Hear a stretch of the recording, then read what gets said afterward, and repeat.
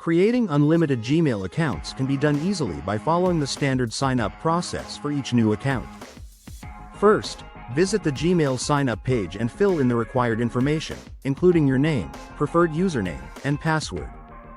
If the username you want is already taken, you can modify it by adding numbers or letters, or even use Gmail's suggestions.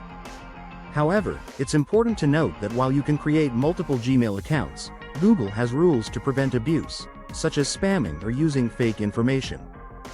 You can create several accounts, but each one must be linked to a unique email address and phone number for verification. If you want to manage multiple accounts easily, consider using different phone numbers or linking them to a recovery email for better security. One way to handle multiple accounts efficiently is to use Gmail's email forwarding feature or set up mailboxes for each account.